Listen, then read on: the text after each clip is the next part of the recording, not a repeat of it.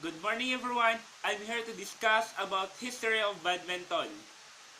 Badminton, games playing the shuttlecocks have been played for centuries across Eurasia, but the modern game of badminton developed in the mid-19th century among the British as a variant of the earlier game of battledore and the shuttlecock. Battledore was an older term for racket. Its exact origin remains obscure.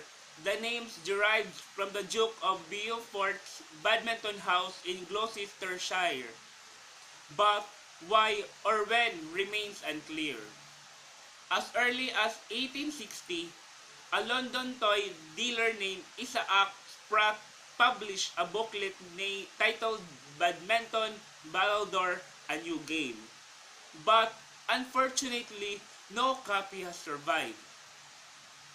An 1863 article in the Cornhill magazine described badminton as a battledore and shuttlecock played with sides across strings suspended some 5 feet from the ground. The game may have originally developed among expatriate officers in British India, where it was very popular by the 1870s. Ball badminton, a form of the game played with a wool ball instead of a shuttlecock, was being played in the Tanjavur as early as the 1850s and was at first played interchangeably with badminton by the British, the woolen ball being preferred in windley or wet weather. Early on, the game was also known as Puna or Puna, after the garrison town of Pune, where it was particularly popular and where the first rules for the game were drawn up 1873.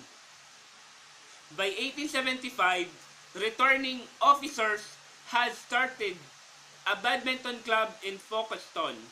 Initially, the sport was played with sides ranging from 1 to 4 players, but it was quickly established that games between 2 or 4 more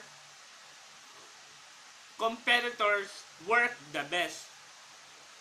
The shuttlecocks were coated with India rubber and in outdoor play, sometimes with lead, although the depth of the net was of no consequences.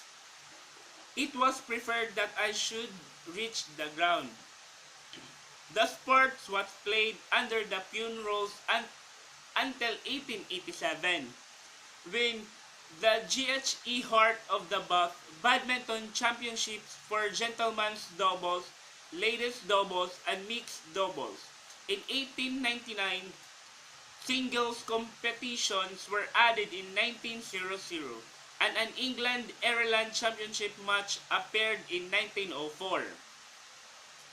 England, Scotland, Wales, Canada, Denmark, France, Ireland, the New Zealand, and Netherlands were the founding members of International Badminton Federation in 1934, now known as the Badminton World Federation. India joined as the affiliate in 1936. The BWF, or Badminton World Federation, now governs international badminton.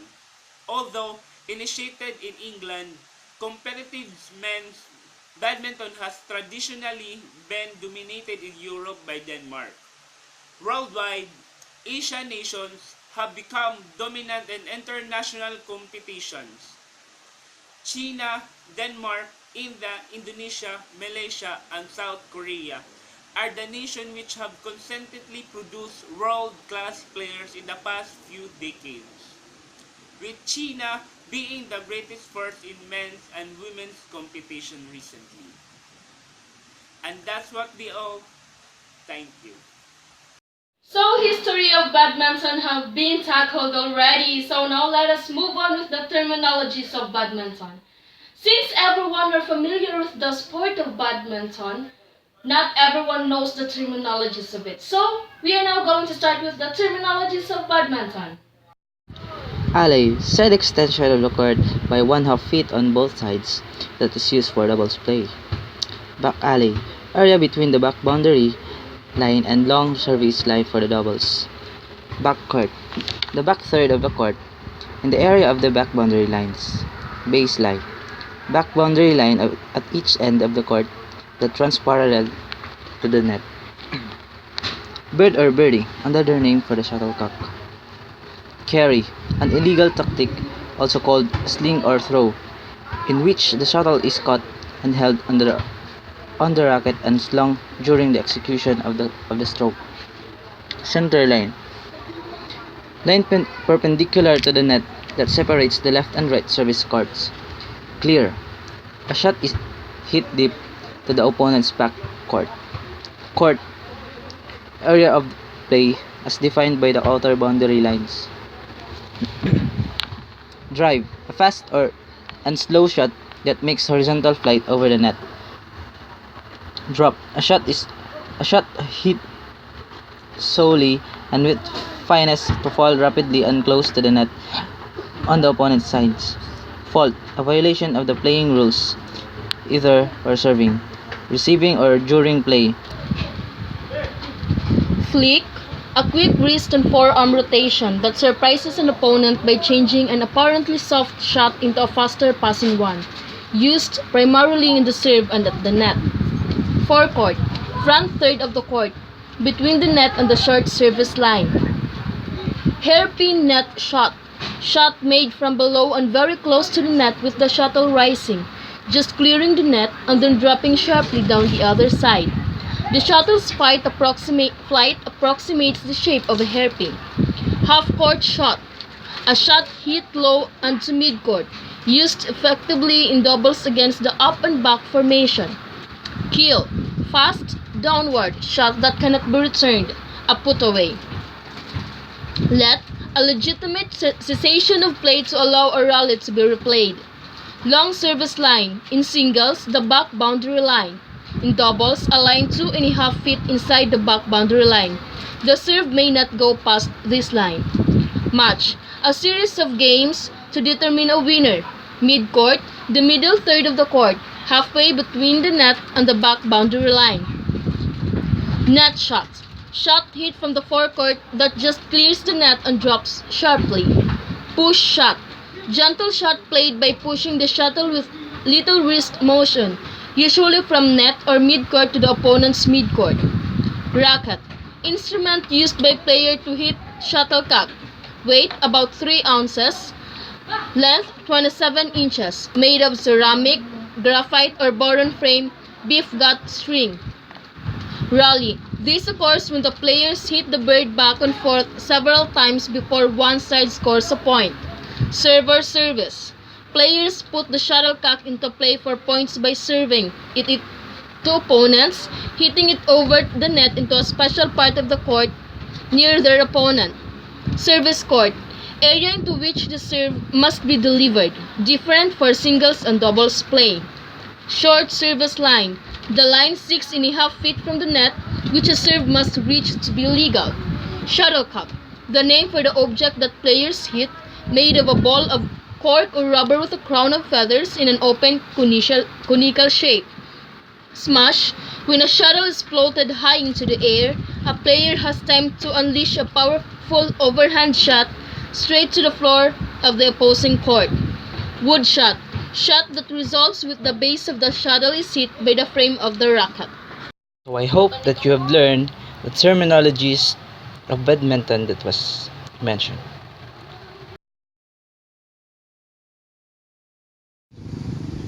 The net. The net is the one that divides the badminton court into two sides, and it should be placed lower than a volleyball net. At 5 feet and 1/2 inch on both sides and 5 feet high in the middle. The length of a net may vary. The length may vary depending on whether doubles or singles. With singles, reaching 17 feet, and with doubles, reaching 22 feet, and a wide of 30 inches, and with a tape and 3 inches white tape on the top. Shuttlecock. Shuttlecock is also known as a bird or birdie. It will act the same as a ball in a racket sports. Shuttlecock has 16 feathers. It has a hard cork at the tip. Shuttlecock range between 2.44 and 2.75 inches.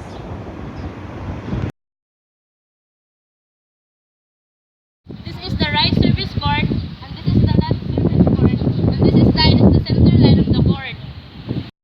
This is the line for the singles, and this is for the doubles. The length of the court of the badminton is 13.40 meters. The official size of the court for the singles is 44 feet long by 17 feet wide. And then for the doubles, 44 feet long by 22 feet wide. Let's talk about short serve.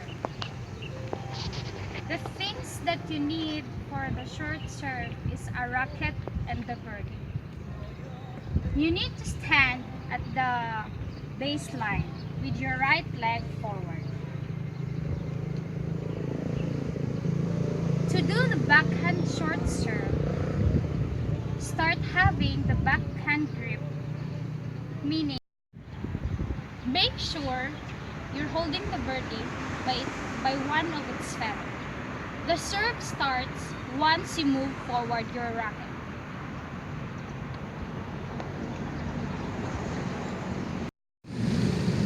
To do the forehand grip, face the bird in front of you and make sure that the cork is facing down the ground. Once you will strike that bird, make sure that the racket is below your waist.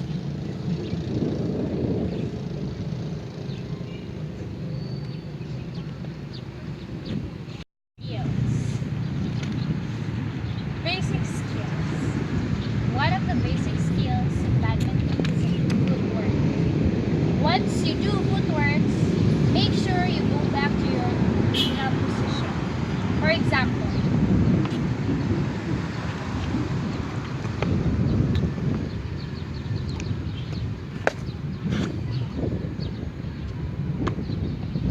forehand shot.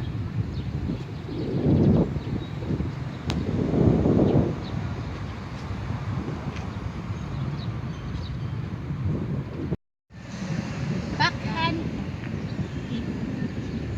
shot.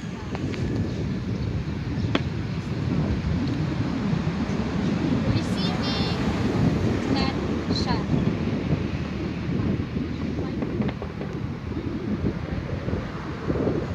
Forehand smash.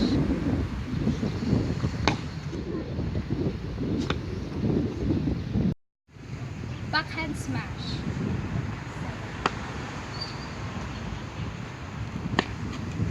Random shots. Random shots.